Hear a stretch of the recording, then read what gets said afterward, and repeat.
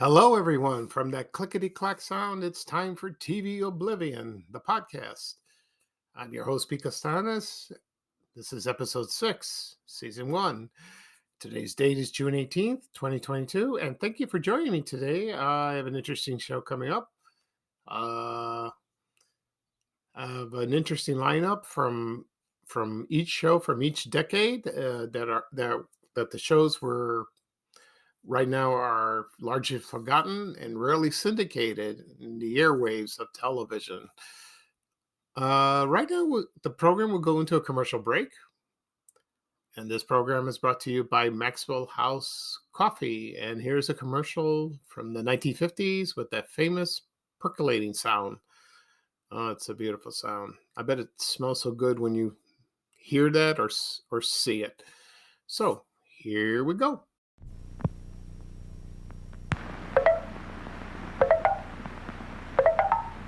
This is the coffee pot at work. Listen to it perk. Look at the coffee as it gets darker and stronger. Smell the honest coffee smell. Ah, smell it. But will this cup of coffee taste as good as it smells? You bet it will, because it's Maxwell House, the coffee that tastes as good as it smells every time. Maxwell House coffee tastes as good as it smells every time. If you like to look at good coffee, listen to good coffee, smell good coffee, and taste good coffee, brew Maxwell House, the coffee that tastes as good as it smells every time. Maxwell House is good to the last drop. It tastes as good as it smells every time. Maxwell House. Okay, everyone, I am back. I hope you enjoyed a commercial for Maxwell House Coffee. The product's still around. I like it very much. My mother buys it sometimes. She switches. Sometimes she buys Maxwell House, Folgers, or Hills Brothers. I like Folgers better. But, a lot of people, well, today they go to Starbucks and, coffee houses. They're good. But there's nothing but a percolator. Oh, the smell and it's wonderful. And coffee makers have changed so much. They really have. So believe it or not, we still have a percolator. But they're not as strong like that. So we'll see. Well, that's the way it is. Okay. So here's the lineup for today's show on episode 6 of TV Oblivion, the podcast. I will talk about, I'm sorry. From the 1940s, it's a sitcom called The Growing Pains, not to be confused with the other sitcom from the 80s that stars Alan Thicke. From the 50s, it's Captain Midnight.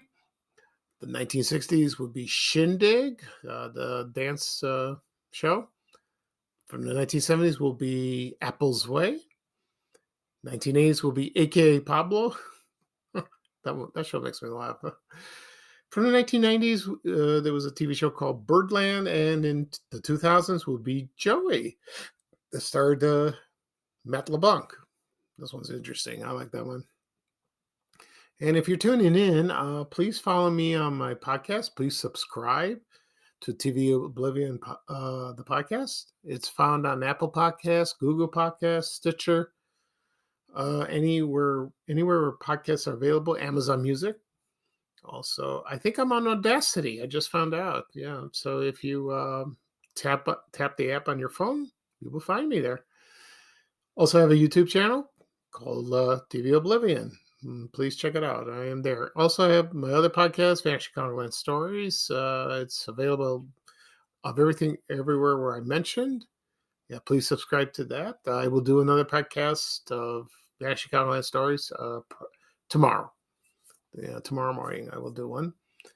Okay, first let's get started on the first show from the late 1940s, and that is The Growing Pains. Now, Paynes is spelled Paynes, not Paines. And that was a sitcom that aired on the Dumont Television Network. another show from the Fourth Network in the early days. Okay, and this was a typical sitcom. Like you have a husband and wife, and the wife was a scatterbrain. She did all kinds of crazy things. Who does that remind you of? And there was a maid in the show that always saved the day. Okay, and this show was sponsored from Wanamaker's department store. It's probably a well-known department store from New York, and this aired on October 20th, 1948, and it was canceled August 3rd, 1949. That was the last show, and it was broadcast live, like most of them. And let's see, the cast was there was John Harvey as George Payne, Judy Parrish as Lorraine Payne, and David Anderson as John Payne, and it was their son. Excuse me. And Ann Sullivan was Birdie the maid. And John Harvey, the actor who first played, was the first actor. He was an American actor. He did some stage plays and did some Broadway. He did but after he starred on the show, he left. He retired and he became an actor's agent. So he didn't act anymore. Very rare like that. And his wife, Judy Parrish, let's see, that who played his wife, that was his real wife. Excuse me. Yeah. So the couple only stayed for, they were there for almost a season, and then they were replaced. Yeah. So the other actors was Edward Holmes and Elaine Stritch, very famous Broadway television actress. Oh, funny lady. And that was her debut in the boob tube, her television debut. And there are only one episode. The episodes that survived, there's only one at the UCLA Film and Television Archive in California. Also at the Paley Center for Media, and there's 4 episodes. So, and so luckily I found the theme song of the TV show, and it's found it on YouTube. So I'm going to play that now, and I will come back for a little more trivia about this show. Okay. So thank you, everyone, and just listen.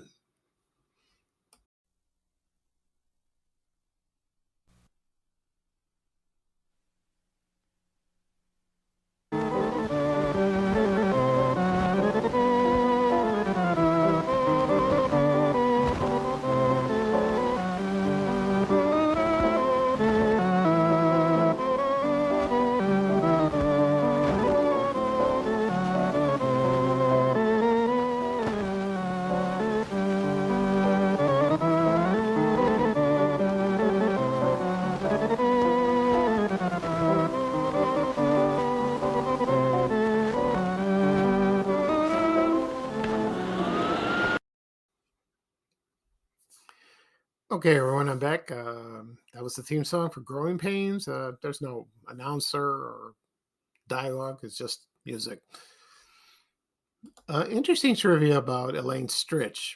In The Honeymooners, she was the first actress to portray Trixie Norton, Ed Norton's wife, played by Art Carney. And she was only there for 1 episode. And I don't think it's on video. I don't think so. When they released the lost episodes of The Honeymooners, I don't think that was included. No, I don't think so. I should have checked that out and let you know. But I haven't bought the DVD yet, but I want to. I haven't bought it because the lost episodes of The Honeymooners is interesting. And a lot of people who are huge fans of the 39 episodes, like me, when they said it's pale in comparison. They said it's not that great, but it's interesting to watch. It really is. So Elaine Stritch was replaced by Joyce Randolph, And she was much prettier and much better than that. She did appear in The Honeymooners as another role, from what I understand. The rest was history, and she's still with us to this day. She's still alive, thank God. Lovely lady indeed. So that's about Growing Pains, and that's the only information I know. Okay, and that was one of the first early sitcoms, aired 30 minutes. So another TV show went to oblivion. I'm sure if you ask somebody today, they won't know what it is. Forget it. All right, next show coming up from the 1950s is Captain Midnight. Now, here's a show most people probably remembered. Not today, but if you're a comic book fan or TV fan like me, you probably do. And Captain Midnight, let's see when it aired. Okay. Uh, it aired on CBS from September 9th, 1954, excuse me, and until January 21st, 1956. And it ran for 39 episodes. And it was sponsored by Ovaltine and later on Kick Cereal. And Captain Midnight was let's see, to give you a history of that. He was a World War I U.S. Army pilot. His name was Captain Jim Red Albright. Captain Midnight was his code. It was given by a general who sent him on these missions that were very dangerous, from which he returned at the stroke of 12. That makes sense. And that aired on radio. The show began in 1938, and they had he was the head of the Secret Squadron, and there was an organization that fought sabotage and espionage all through, you know, they had a lot of enemies, and from until World War II, like that. And they had what they called the decoders. Captain Midnight had a decoder, and it was called these codographs. And listeners, they deciphered like encrypted messages. You know what that sounds like today? If you are an IT person, you would decrypt, and protect your computers like that.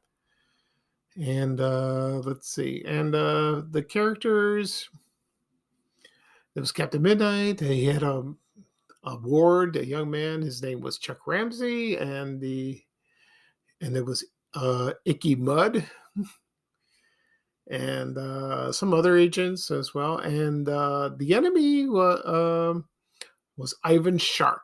He was on the radio program. I don't know if he was on TV, maybe.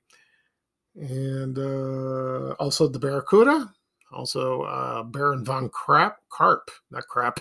Excuse me.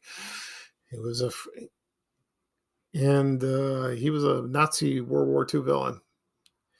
So that was an interesting radio show, and let's see. And then they made a serial of, not breakfast cereal, but, cereals that they showed on the movie series. And the man who started Captain Midnight, his name was Dave O'Brien. He was like a stunt man, and Columbia Pictures produced a 15-episode serial called Captain Midnight.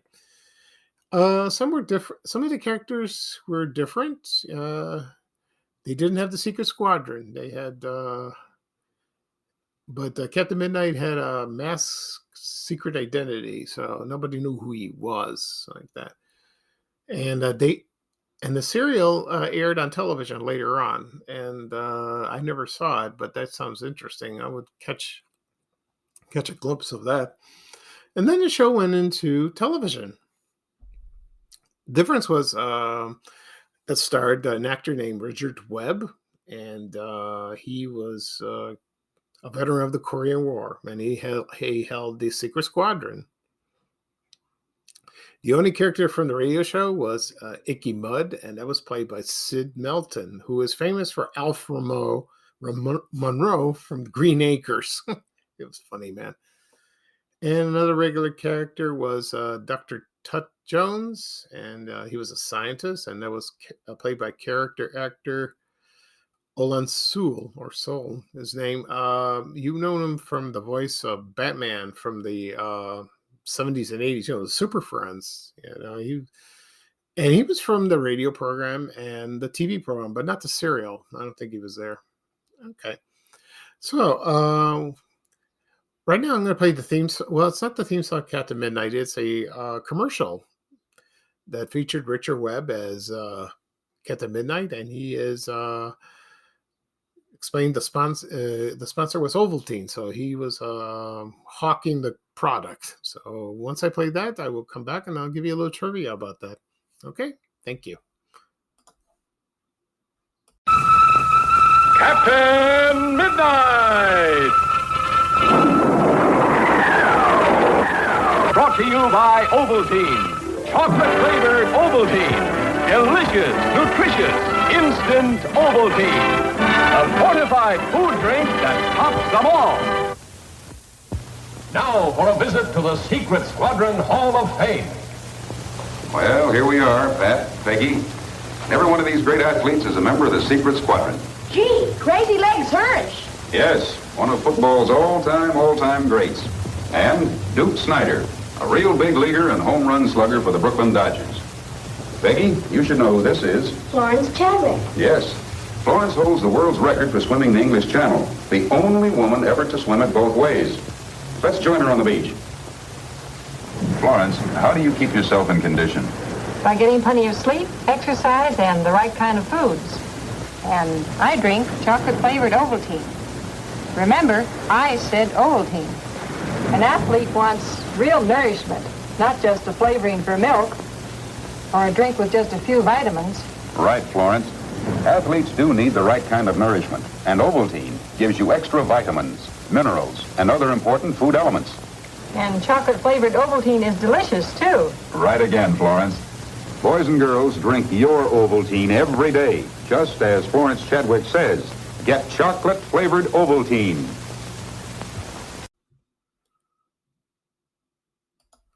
Okay, everyone, I am back. I hope you enjoyed the commercial that featured Captain Midnight, and that was actor Richard Webb. I'll give you a little biography about him. He was an actor. He appeared on radio, television, also film. He started a lot of movies in the late 40s and 50s, and then he a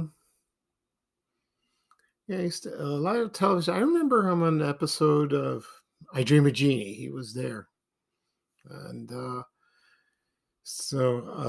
he lived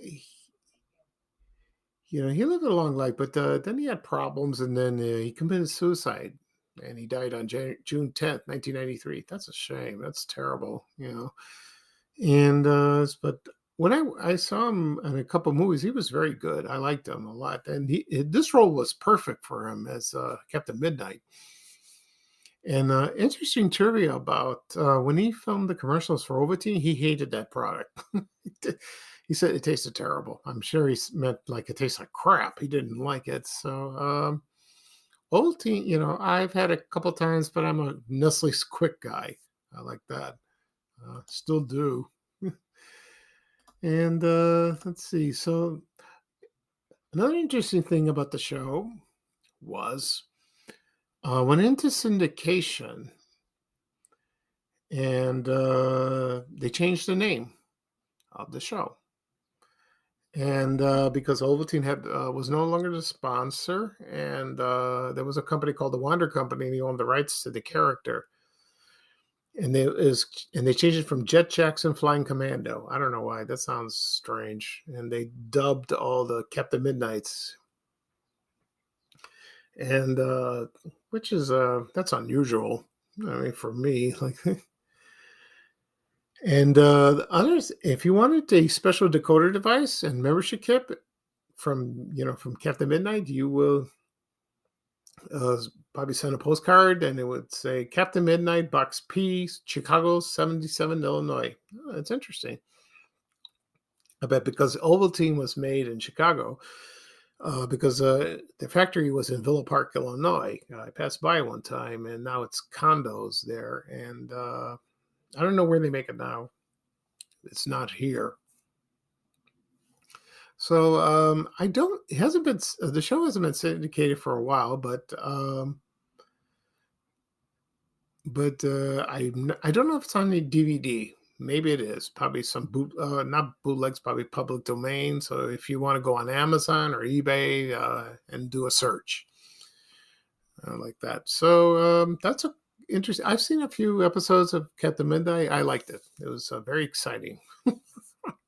If you're into the 1950s action shows. Okay. That'll be all for that show. Now we're going to talk about Shindig from the 1960s. And this was a musical variety show, kind of like American Bandstand. And the show aired on ABC from September 16, 1964 through January 8th, 1966. And let's see. And the host of the show was a radio disc jockey from Los Angeles. His name was Jimmy O'Neill. I'll talk a little bit about him. And the producer's name was Jack Good. He was from England. And that only ran for 2 seasons, but it was a hit, a very popular hit. Another show that premiered on the second season was Hullabaloo that aired on NBC. I'll talk about that show in a future podcast episode. And so the pilot of the show, they featured famous singers, pop singers. It was Sam Cooke, the Everly Brothers, and the Righteous Brothers. Oh, I saw clips of that. That was wonderful. And they had other singers as well as musical groups. The Beatles were on. Oh, that was big. That was big. And also The Who and the Rolling Stones. So I'm going to play a promo of the show of Shindig, and that features the Beatles. So this is from 1964. This is when the Beatles reached their apex of their popularity. So here we go. Ladies and gentlemen, I'm a humble man named Jack Good. I'm also the producer of Shindig. I thought it might amuse you to know that the Beatles are coming!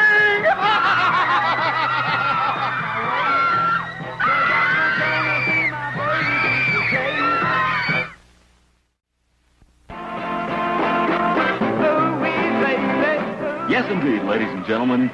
That's the way it goes. Twice each week as Shindig moves with a big beat. Goodness gracious, great balls of fire. The big stars. The big sounds. Twice each week, move with a big show. Shindig.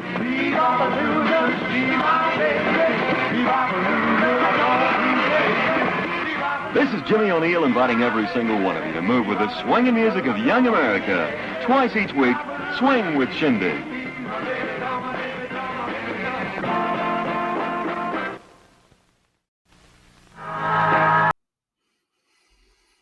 Okay, everyone, I am back. I hope you enjoyed that promo from Shindig. Oh, it makes you want to dance. I love that show. I'll give you a little history, a background of the host, Jimmy O'Neill. He was a DJ and he hosted that show. He was also the owner of a music venue at West Hollywood called Pandora's Box. And it was a nightclub, and it was the center of the Sunset Strip curfew riots that happened. I never knew about this. This happened in 1966, so that must have been kind of scary. And he was from Enid, Oklahoma, and then he did very well in high school, and then he landed a job as a disc jockey right away, in Oklahoma City. Then he moved to Pittsburgh, and then he was hired in Los Angeles. And he was on the radio for a long time. And one interesting about him, while he was hosting Shindig, he appeared on the Flintstones. And the show was not Shindig, it was Shin Rock, and he was Jimmy O'Neill still. And one of the performers on that episode of the Flintstones was the Bo Brummels, they were called the Bo Brummel Stones, and their hit was "Laugh Laugh," and they played that song on their. Oh, that's a great song! I like it. And then he went to Albuquerque. Then he worked at Omaha, Nebraska, and then he returned for L.A. in the 80s and the 90s. He worked for a long time. So I've seen the shows when he hosted, and he was so enthusiastic and had a lot of vim and vigor. He was great. He really was. So in the beginning of the show, the opening of the show, he always said like this. He would say, "Howdy hi, Shindiggers. We got a shindig for you that is so far in, it's out of sight." Oh, I love that. That's a classic. Unfortunately, he died on January 11, 2013. He was 73 years old. What's famous about the Shindig of the show? They tried to get every act, and like a lot of performers appeared. Tina Turner, Leslie Gore, Sonny and Cher, the Beach Boys, the Supremes, James Brown, the Ronettes. Oh, they tried Little Eva, who did Locomotion, all like that. And at the end of the show, the Mamas and the Papas appeared. And I think they were discovered there. I think they were. And also, what else I was going to say? Oh, yes. Bobby Sherman, the singer, he was discovered on Shindig. And then he had a long career. He appeared on the TV show Here Comes the Brides, which I love. I have it on DVD. It's a great show. And right now he doesn't perform anymore. I think he's like he's a paramedic. I don't know if he retired or anything. He probably did, but he was a lot of girls liked him. He was dreamy. They tried to get Elvis Presley to appear, but I don't know. Well, yeah, Colonel Tom Parker, you know how that goes. And but they played. There was an hour dedicated to him and his 10th anniversary. Performing. And they played all the Elvis songs, and I wish I'd seen that episode. That seems like kind of fun. But then the second season, it didn't become popular. It was hard to get acts to perform. The show, let's see, I think it was on Wednesday. Yeah, it was a half an hour show on Wednesday nights, then expanded to an hour. In January 1965. And then in the fall of 65, they split it in 2 half-hour telecasts, one on Thursdays and Saturday nights. I don't know if Saturday nights, because a lot of young people are not home, but maybe that's caused when it canceled. And then the show last aired on January 8th, 1966. And then the show was replaced by none other than Batman. And the rest was history. Oh, boy. So you can still watch Shindig on YouTube. I think there's a DVD, probably a few episodes like that, and so check it out. It's fun to watch performers. They were great. They were wonderful. I think there was a women dancers. I think they called the Shindex, or I don't know. I forgot. I didn't look it up. So so when they perform, when singers perform, you would see the girls dancing in the back. They always do that stuff. Okay. Next up, TV show from the 1970s. I will talk about Apple's Way. It was a drama. First aired on CBS February 10th, 1974 to January 12th, 1975. It was created by Earl Hamner, who is famous from The Waltons and Falcon Crest. And that show ran for 2 seasons, 28 episodes. Okay. And the premise of the show was there was George Apple, his wife Barbara, and their children Paul, Kathy, Stephen, and Patricia.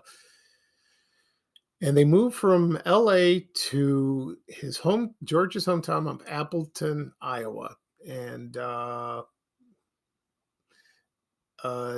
they lived with his father, grandfather Alden, and they had a culture shock because they were used to the hustle and bustle of LA, and they moved to some quiet, nothing to do place, in that town. And it was they worked at a grist mill.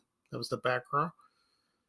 And the kids complained. His wife was patient, and you know how that goes. Excuse me. The cast of the show was Ronnie Cox, Frances Lee McCain. So later on, she became Lee McCain, I think. Vince Van Patten, Dick Van Patten's son, Malcolm Atterbury. He played the grandfather. And the children, there was Patty Cahoon, Eric Olson, and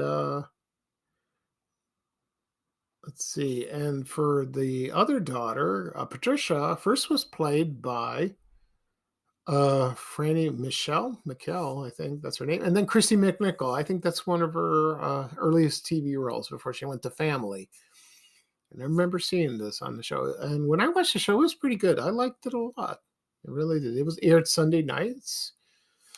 And so when I come back, when I played the intro, the theme song of Apple's Way, I will talk about more about the actors and the show. So here's the theme song of Apple's Way. Thank you.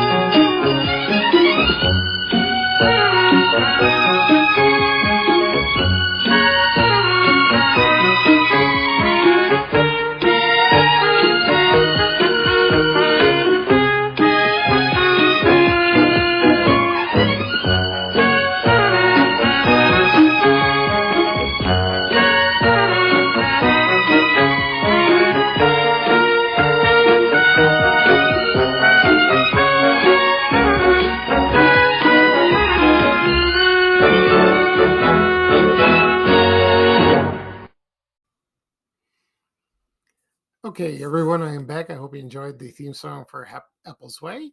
It's a very catchy song. It's very tuned. Sorry, there's no lyrics. Not lyrics. There's no, words. That the actor Ronnie Cox, he did a lot of acting. He was he's a wonderful actor. He appeared in a lot of famous movies. One was Deliverance, Beverly Hills Cop, and 2, and RoboCop. And he was also in Total Recall, and he played the president in Captain America. Excuse me. And he was also he's a musician. He performs. He's very versatile, man. And so he's still acting. He still does. He's great. He's a wonderful actor. I liked him a lot. I like him a lot, very much. I like him, not much. Sorry. Okay, and for Barbara Apple, Frances Lee McCain, she appeared in a lot of television, maybe a couple of movies. Her famous movie was in Gremlins, and she played the mother of the main character, Bailey Peltzer. And I remember, I haven't seen Gremlins in a long time, but she was I think it's a time where the gremlin was, attacking her, and she put him in the microwave. I remember that part. I think that's what's true. She also was in Footloose. She played Kevin Bacon's mother. Also Back to the Future as another mother to Leah Thompson. And also in Stand By Me, another mother part. Yeah, she's a great mother. She's a wonderful actress. She's a very pretty lady. Very pretty indeed. Okay, and there was Vince Van Patten. That was Dick Van Patten's son. And he also played tennis, and he plays poker. So I heard he's very good. The grandfather role was Malcolm Atterbury. He did a lot of movies, television, and there was Eric Olson. He played Stephen Apple, a child actress, and Patty Calhoun. He played Kathy Apple. Also, Patricia Apple, of course, first was played by Franny Michelle. I think she left, and then Christy McNichol took over. And then she became famous, starring in Family and Empty Nest. She doesn't act anymore. I think she retired, but she makes appearances on the showbiz circuit. So if you go there to a show, she'll sign an autograph for you. I heard she's very sweet. Okay. Also, as TV shows, they market things, merchandise. I found a board game, Apple's Way, from Milton Bradley. Also lunchboxes, and they also had Viewmaster. Most TV shows from the 60s and 70s had that. They had a Viewmaster. I had that too. That was fun. Okay. Next TV show is from the 1980s. Is A.K.A. Pablo. Oh boy, my brother keeps bugging me to talk about this show. He hasn't forgotten, and I promised him I will talk about this show. And after I'm done with this podcast, he's going to call me this weekend, and then I'll tell him, I did A.K.A. Pablo. Hope you're happy. And that aired on ABC from March 6th to April 10th, 1984. Very short. I was like, yeah, it was there. Nah, it's gone. That starred Paul Rodriguez. He's a very family. He's a stand-up comedian. Still funny, man. I like him. And his character's name was Paul Rivera. And the plot of the show was he was struggling, and he talked about his family, and he would make fun of them. I think people still do to this day, and it kind of reminds me of George Lopez. He's kind of like that. And the cast of the show, was Paul Rodriguez, Joe Santos. He was famous for his role in The Rockford Files. Kathy Gerardo, Hector Elizondo, and Mario Lopez. One of his earliest roles before he embarked on Saved by the Bell.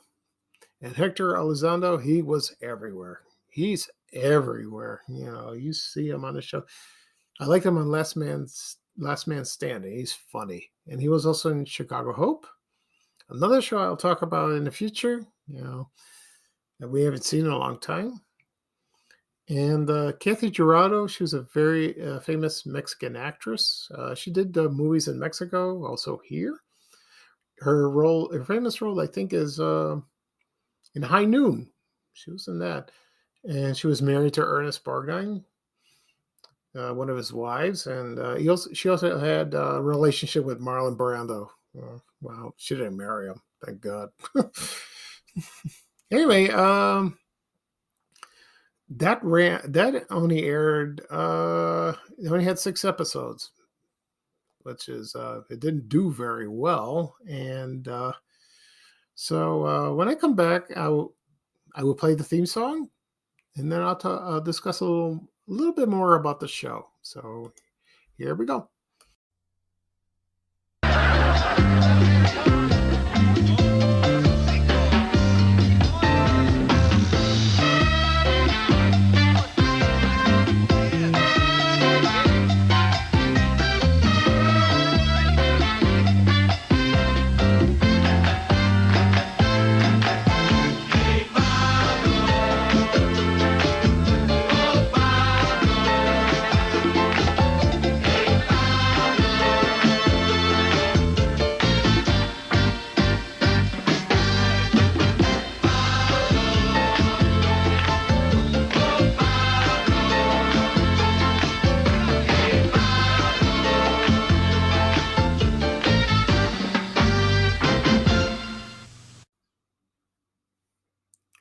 Okay, everyone, I'm back.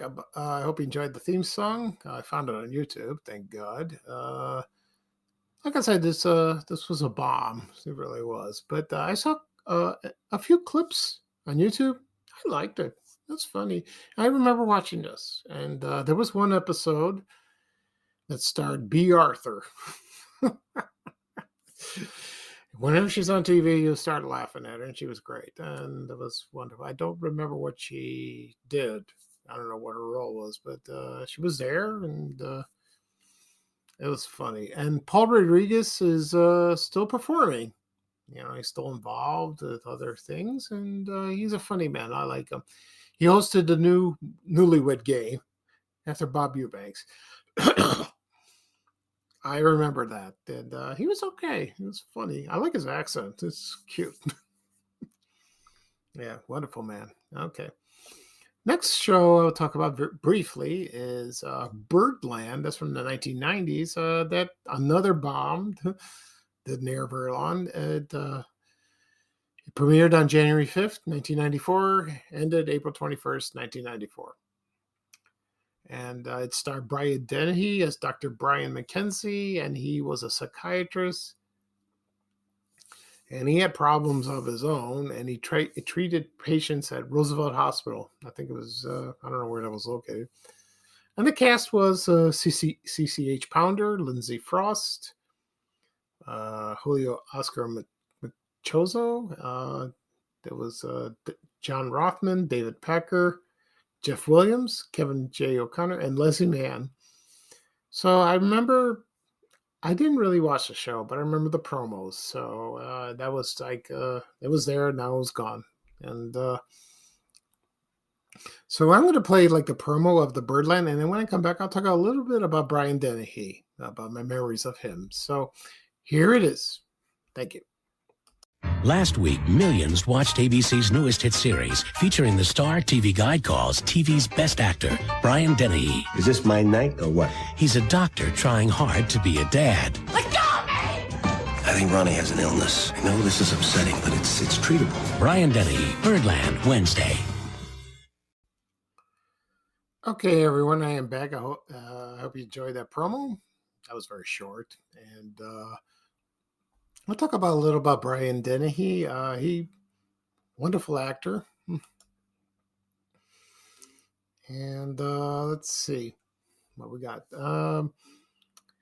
He was a famous actor, stage, television, film. He did everything. Oh my God. His film roles were First Blood, Gorky Park, Cocoon, Presume Innocent. Excuse me. Drink a little water. What's famous about him for his stage work, he was involved with the Chicago Goodman Theater in downtown Chicago. And so once you saw him on stage, he was magic. He was wonderful. But he's not from Chicago. He's from the East Coast. So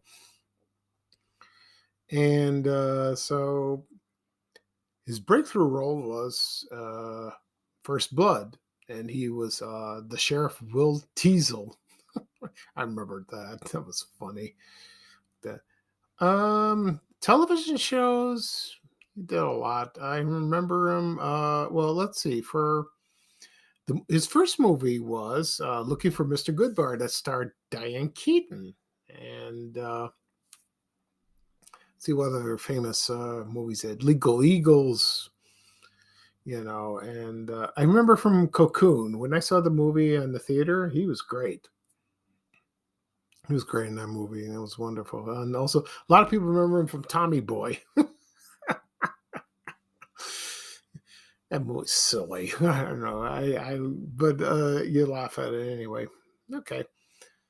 In television, he did. He starred in a lot of few. He did one.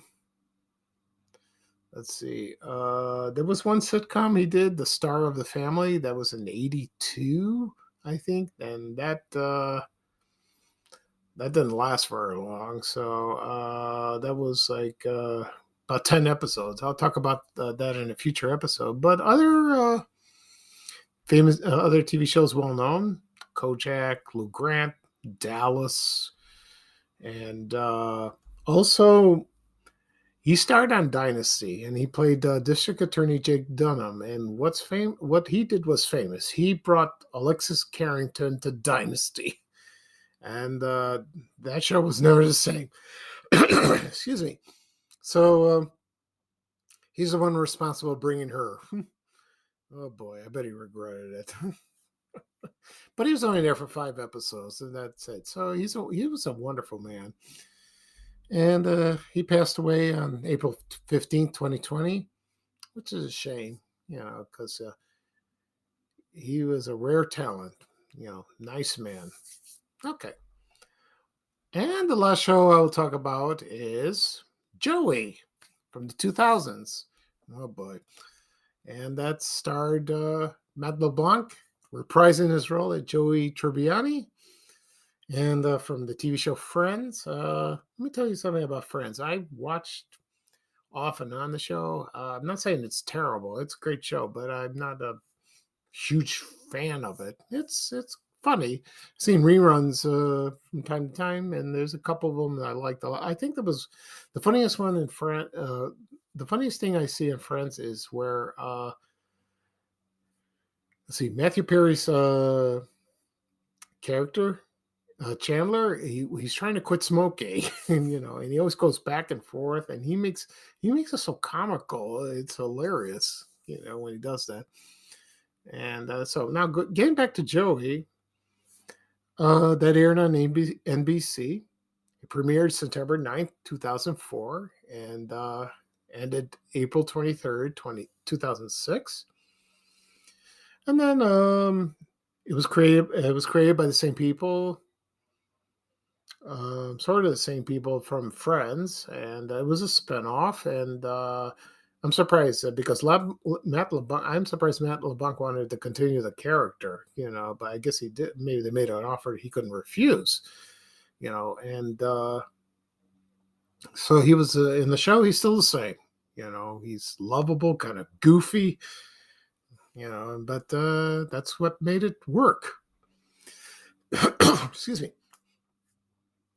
So he moved out of New York, moved to Hollywood, trying to make it as an actor, as always, probably making the movies or television. He lived with his sister Gina and his nephew Michael. And the cast was there was Matt LeBlanc, also Drea De Matteo. She's famous in The Sopranos. There was Andrea Anders. She was the next door landlady. Paula Costanzo was Joey's nephew. Jennifer Coolidge was his agent, but she appeared on Friends as another character. And there was Miguel A. Nunes Jr. He was his friend, Zach Miller, and also Belle Falcone as his another friend, and he was a comedian. So there were characters that appeared on Friends, but they played different characters, like Adam Goldberg, and he was there. And the only actor that appeared in Friends and Joey was who played Joey's father. Joey Tribbiani Sr. was Robert Costanzo. You saw him in a lot of TV shows, and he was the only one. He was there.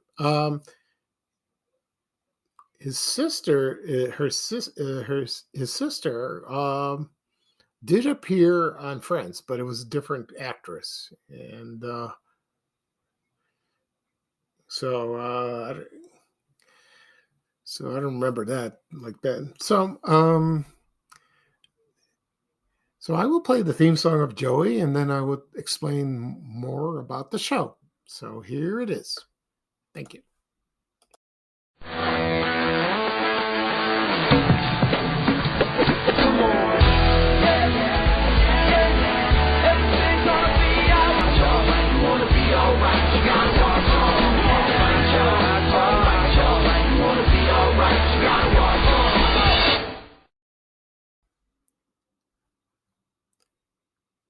Okay, everyone, I am back. I hope you enjoyed the theme song to Joey. like I said, this show only ran for 2 seasons, 46 episodes. There were 8 that unaired. Later was released on DVD, and what killed the show was it was opposite American Idol that zoomed to popularity, and that was the end of that. And then so it was canceled, and then everyone moved on, and Matt LeBlanc took a break from acting after that. And let's see, he co-hosted a show called Top Gear, and that was from 2016 to 2019. And then he came back to television on CBS, and it was called Man with a Plan, and that ran for 4 seasons, and that ran from October 24th, 2016 to June 11th, 2020. And the reason that show went off the air, it was on Monday nights and it moved to Thursday. That killed it. So I would talk about that show in a later episode. So that's a shame because I've seen him on talk shows. He seems a very nice man. Still funny. Okay. I'll do it. So thank you for joining me on this episode. I'll do a recap of what shows I discussed. From the 1940s, The Growing Pains. From the 1950s, Captain Midnight. From the 1960s, Shindig. From the 1970s, Apple's Way. From 1980s, A.K.A. Pablo. From 1990s, Birdland. And also from the 2000s, Joey. So once this program is published, you can listen to any you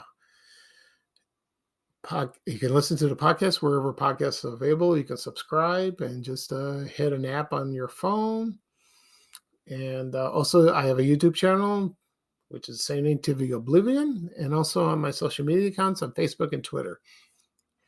And thank you again for joining me. I will have another episode at probably next week. That will be episode 7. So bye-bye for me for now. And here is the Pick and Pluck song. That's the ending theme song for TV Oblivion. So long, everybody. And this is Pico Stanis, your host. Take care.